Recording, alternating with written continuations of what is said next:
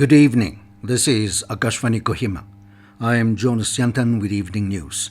The headlines. President Droupadi Murmu addresses joint session of both houses of parliament. Minister Temjen Imna Along says 40,528 students has received first installment Post Matric Scholarship for 2023-24. Higher Education Department to onboard to National Scholarship Portal from this academic session. Minister C.L. John calls for green revolution in Nagaland. And Kohima police directs light motor vehicles to take alternate route in view of the mudslide occurring at Lerie area. Now the news in detail. President Droupadi Murmu today asserted that the government is committed to a fair investigation and ensuring strict punishment to the culprits of recent instances of paper leak. Addressing the joint session of both houses of parliament, she said it is important to rise above party politics and undertake concrete measures nationwide to check such incidents. The president said that the country has risen from 11th position to become the 5th largest economy in 10 years. She said that the country achieved this feat despite a pandemic and conflicts in different parts of the world. She also said that her government is working to make India the 3rd largest economy in the world. The president said the government has also increased renewable energy capacities manifold and the country is achieving its climate-related targets much ahead of schedule.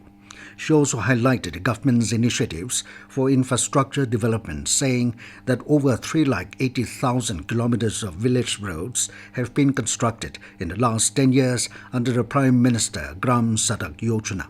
She said the pace of construction of national highways has more than doubled. She said the government is also working on the high-speed rail ecosystem. On the development of northeastern states, the president observed that the allocation for the development of the region has been increased to over 4 times in the last 10 years. She said the government is working to make this region a strategic gateway under its Act East policy. Talking about Bharatiya Nyaya Sanhita, the president underlined that justice will get priority over punishment, which also conforms to the spirit of the Constitution. Minister for Higher Education Temjen Imna Along said the department has almost completed the disbursements of the first installment of Post Matric Scholarship for ST students of Nagaland. Addressing media persons at his official residence at Kohima today, he said, out of 42,817 beneficiaries, 40,528 students have received their scholarships for the year 2023-24, totaling to a payment of 16 crores 88 lakh 66,813 rupees. Apart from that, 21 beneficiaries' accounts were found invalid and 55 bounced. In addition, 38 were withheld subject to confirmation of documents from institution, while 589 accounts failed validation. Along also informed that it is awaiting for the sanction of 35 crores 29 lakh and 11,000 rupees as second installment. Minister Along said that the Finance Department has cleared the budget for the State Merit Scholarship, which will be released in the next few days. There are 4,330 beneficiaries availing State Merit Scholarships and 94 are Research Scholarship. He further asserted that the department is distributing the scholarship in a clear and transparent manner, adding that all transactions are carried out through PFMS. OST Scholarship, Gato Celia Keho said from 2024-25 onwards, Post Matric Scholarship for ST students will be one-time payment unlike the present system of 2 installment payment. He also announced that from this academic session, the department will be onboarding National Scholarship Portal for the betterment of the students and the state government. Minister of Environment, Forest and Climate Change and Village Guards, C.L. John today said green revolution should be encouraged in Nagaland and every citizen should plant at least 5 to 10 trees in a year. He was speaking during a plantation drive program held at Supermarket Area, Dimapur, as part of the National Clean Air Program, NCAP. He emphasized on the significance of clean air as the foundation of our existence. Commissioner and Secretary, Department of Environment, Forest and Climate Change, Y. Kigeto Sema, said air quality in Dimapur is below national average with an air quality index of only 96, and Tobinala area was the worst. Sema underscored that one of the main reasons of poor air quality was dust and lack of trees, and therefore plantation drives are very much required. The Commissioner urged public not to litter the area, keeping in mind the efforts undertaken by the department and NGOs to maintain the area. Divisional Forest Officer Dimapur, Likokim Totang, said the plantation covered a stretch of 690 meters with 440 plants. She said Dimapur Forest Division has been actively implementing pollution mitigating works under NCAP in the previous years. However, Totang lamented that there has been instances of pots being stolen and plants being uprooted from vertical gardens. The DFO appealed to citizens of the district to take proper care of the gardens, emphasizing that reduced pollution and improved air quality benefits everyone. This news comes to you from Akashvani, Kohima. You can also listen to this news bulletin on News On Air app and YouTube channel AIR News Kohima. In view of the mudslide on National Highway 2 at Lerie Chaozu area, the Kohima police has issued advisory for taking alternate routes.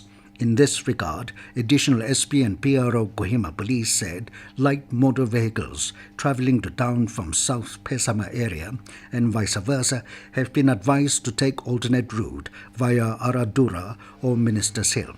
Heavy vehicles have been restricted, plying till complete restoration of normal highway traffic. The PRO added that heavy downpour due to monsoon season has triggered mudslide. Central Bureau of Investigation arrested 2 persons in connection with the alleged irregularities in the NEET UG exam. Official sources said that the 2 accused has been arrested from Patna in Bihar.